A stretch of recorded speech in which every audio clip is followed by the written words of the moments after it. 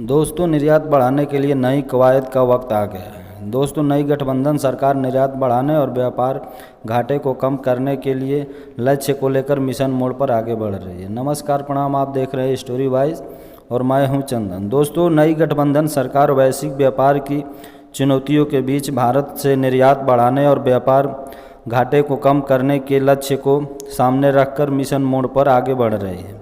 दोस्तों, हाल ही में नई दिल्ली में बिम्स्टेक बंगाल की खाड़ी के आसपास स्थित देशों का संगठन में भारत ने नई जान फूंकने की कोशिश की है। दोस्तों, विदेश मंत्री एस जयशंकर ने कहा है कि भारत के लिए बिम्स्टेक के देशों बांग्लादेश, भूटान, नेपाल, श्रीलंका, म्यांमार और थाईलैंड जैसे के साथ द्विपक्षीय व्यापार और आपसी सहयोग बढ़ाने की पहल नेबरहुड फास्ट और एक्स ईस्ट तथा सागर नीतियों का ही हिस्सा है। दोस्तों, इसी भारत ने रूस सहित मित्र देशों और विभिन्न विकसित देशों के साथ द्विपक्षीय वार्ताओं में कारोबार बढ़ाने की नई कवायद शुरू की है। दोस्तों, इसी परिप्रेक्ष्य में प्रधानमंत्री नरेंद्र मोदी ने रूस और ऑस्ट्रेलिया के दौरे के दौरान द्विपक्षीय वार्ताओं से व्यापार की नई संभावनाएं आगे बढ़ाने की कोशिश की गई है। दोस्तों, प्रधानमंत्री नरेंद्र मोदी और रूस के राष्ट्रपति व्लादिमीर पुतिन के बीच वार्ता के बाद जारी हुए संयुक्त बयान में कहा गया है कि भारत और रूस ने द्विपक्षीय कारोबार को 2030 तक $100 अरब तक बढ़ाने, व्यापार में संतुलन लाने, गैर शुल्क व्यापार बाधाओं को दूर करने और यूरेशियन आर्थिक संघ EU भारतीय मुक्त व्यापार क्षेत्र की संभावनाएं तलाशने का लक्ष्य रखा है।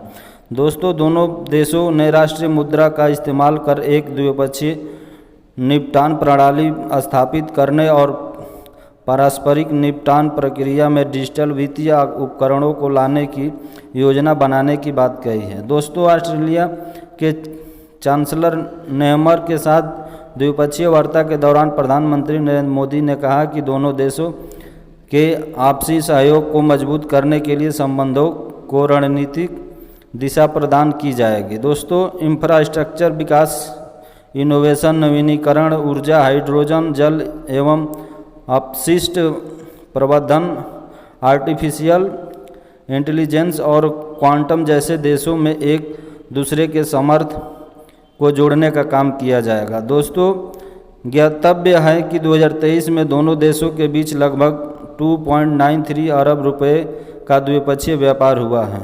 दोस्तों, ऑस्ट्रेलिया के लिए भारत यूरोपीय संघ के बाहर इसके सबसे महत्वपूर्ण व्यापारिक भागीदारों में से एक है।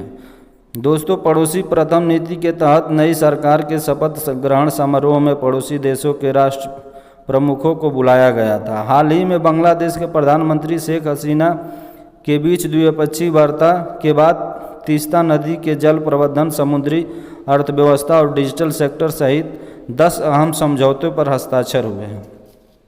दोस्तों, इसी तरह श्रीलंका के साथ द्विपक्षीय संबंधों को मजबूत करने के लिए मद्देनजर कोलंबो में विदेश मंत्री एस जयशंकर ने श्रीलंका के शीर्ष नेतृत्व के साथ बातचीत की और भारत से दिए गए $60 लाख अमेरिकी के अनुदान में निर्मित समुद्री बचाव समन्वय केंद्र का उद्घाटन किया।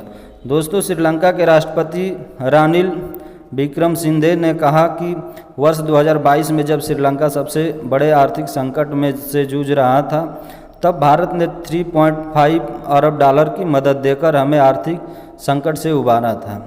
दोस्तों, यह भी महत्वपूर्ण है कि हाल ही में G7 के शिखर सम्मेलन में विशेष आमंत्रित देश भारत की अहमियत दिखाई दी। भारत के ये सबसे ठोस लाभ G7 की उस प्रतिबद्धता से उपजा जिसमें कहा गया है कि भारत, पश्चिमी एशिया, यूरोप आर्थिक गलियारे IMEC को बढ़ावा दिया जाएगा। दोस्तों, इसी गलियारे के निर्माण की घोषणा गत वर्ष भारत में G20 शिखर बैठक के समय की गई थी। दोस्तों, सरकार की आसियान देशों के निर्यात की नई रणनीति अपनानी होगी। साथ ही भारत को ओमान, ब्रिटेन, कनाडा, दक्षिण Africa, America, Israel, gulf countries council और यूरोपीय संघ के साथ भी FTA को शीघ्र अंतिम रूप देने का डगर पर आगे बढ़ना होगा।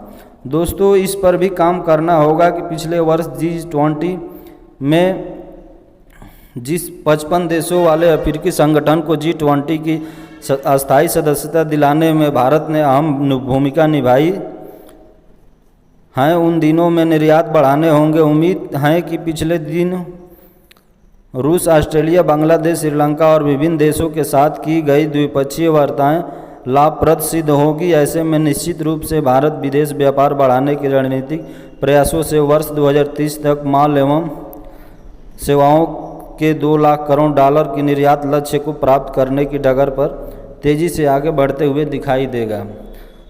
दोस्तों आप सभी को हमारी वीडियो कैसी लगी, अच्छी लगी है तो हमारे चैनल को ज़रूर सब्सक्राइब कीजिए और एक लाइक कर दीजिएगा और कमेंट में करके ज़रूर बताइएगा कि हमारी वीडियो आप सभी को कैसी लगी।